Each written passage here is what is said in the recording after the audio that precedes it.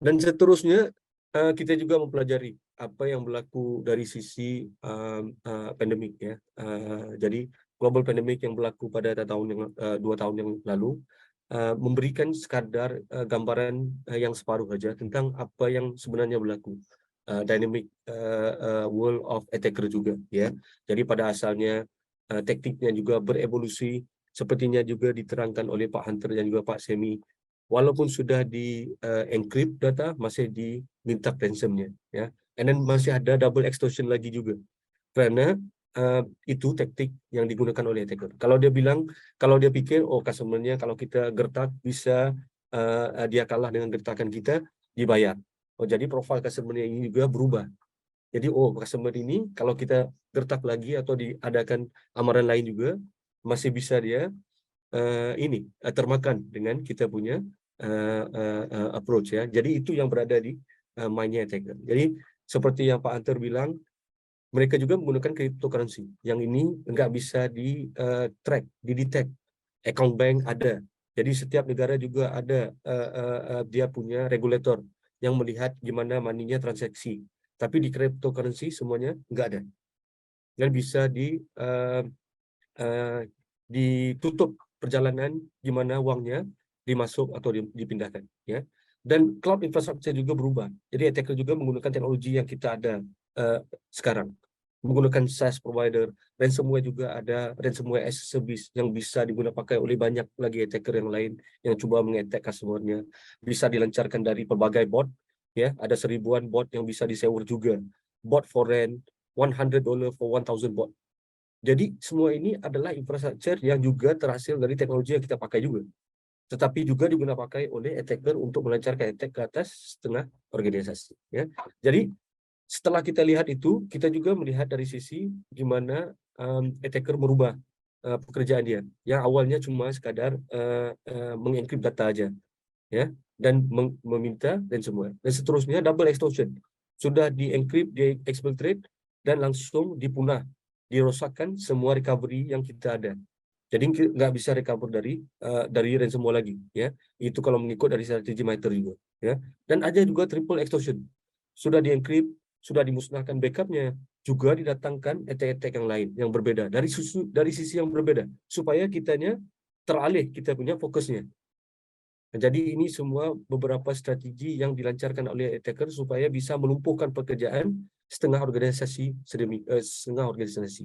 Ya, jadi itu something yang itu adalah suatu perkara yang harus dipikirkan oleh banyak timnya security dari sudutnya CISO.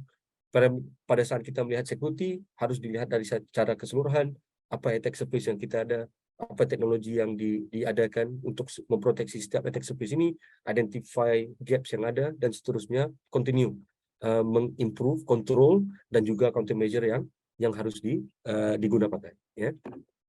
Dan suka kalau bisa saya memberikan beberapa mitos ya, beberapa myth yang banyak menjadi dilema kepada banyak organisasi ya. Yang pertama, mitos yang pertama, ransomware gang ini tidak akan mengetek saya. Saya ini perusahaan kecil, saya ini perusahaan yang tidak signifikan, jadi tidak menjadi target kepada ransomware. Jadi sebenarnya secara reality tidak.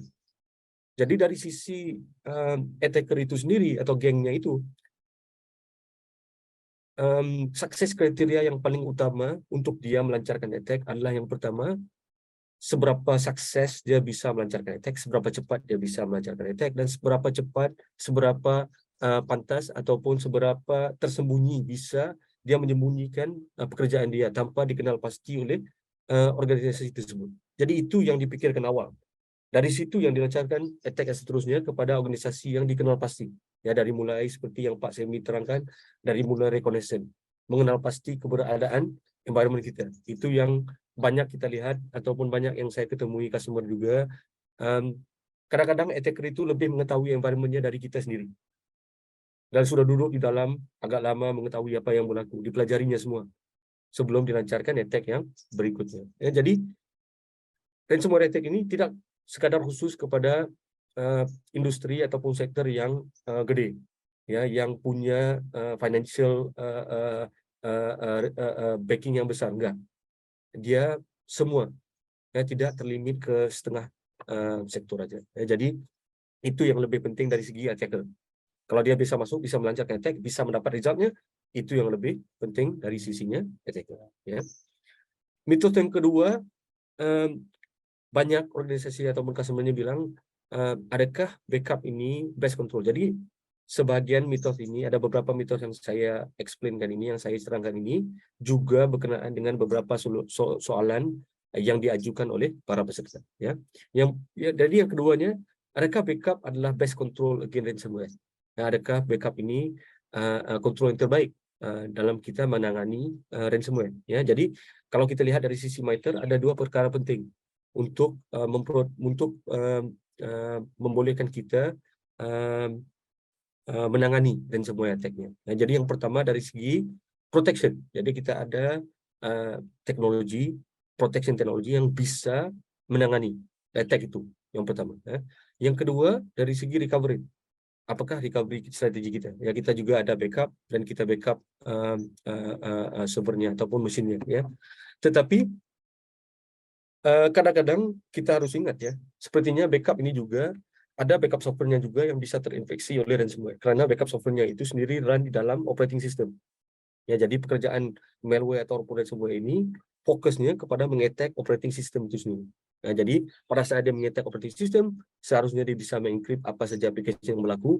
Kalau ada backup instances ataupun backup copy, di-encrypt semuanya juga. Nah, jadi harus dipikir dari situ juga.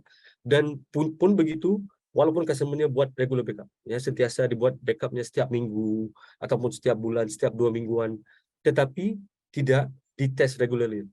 Pada saat kita butuh ataupun perlukan recovery, perlukan backupnya di restore, pada saat itu baru kita tahu, oh ada backup error ataupun yang seterusnya. Jadi kita punya recovery ke atas attack itu sudah mengambil waktu.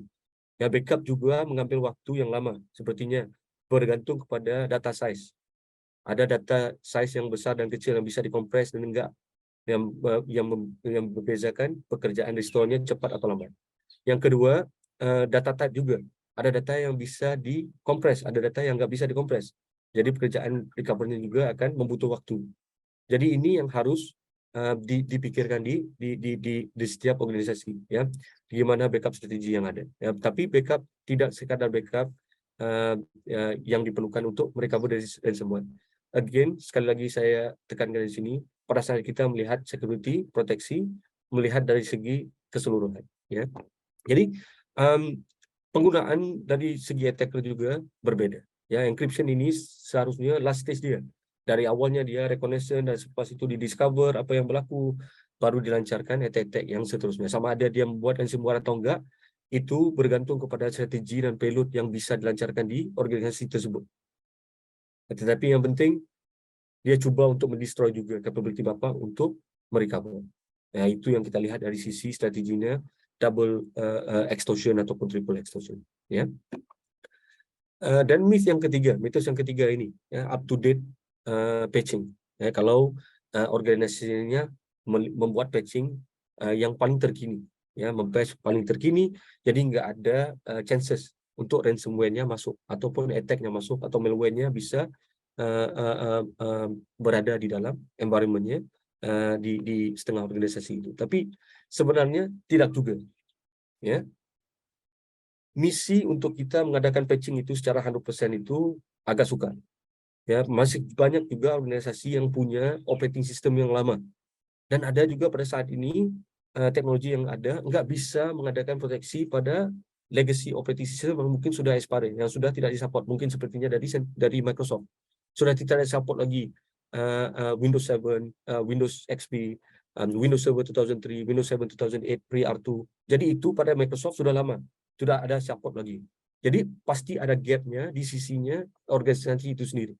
Ya, jadi untuk mengachieve 100% latest patching itu agak mustahil. Dan kedua, vulnerability dari sisi exploitation itu cuma sekadar salah satu dari vector attack surface yang bisa digunakan pakai oleh attacker. Ada banyak attack surface lain yang bisa digunakan pakai, seperti juga yang diterangkan oleh Pak Hunter dan Pak Semi. Bisa lewat email, bisa lewat identity, ya, bisa digunakan lewat network juga ataupun lateral movement. Jadi ada beberapa banyak lagi attack surface yang digunakan pakai oleh attacker. Ini semua dipelajari supaya bisa diolah, bisa dimanipulasi oleh attacker setelah dia tahu. Ya, jadi kalau kita lihat dari segi reportnya pada tahun 2022, ya, jadi lebih dari separuh attack itu diinitiated ataupun dilancarkan lewat stolen credential dan juga phishing attack. Jadi lewat email, juga lewat credential yang dicuri, yang masih ada karyawan yang menggunakan password yang bisa dihack, bisa didapat tahu apa password yang digunakan. Banyak orang, masih banyak karyawan yang masih mudah terpengaruh dengan email yang masuk ataupun mungkin dari sisi SMS atau gimana. Nah, jadi ini semua pekerjaan attacker yang coba memanipulasi attack vector yang berbeda. Ya.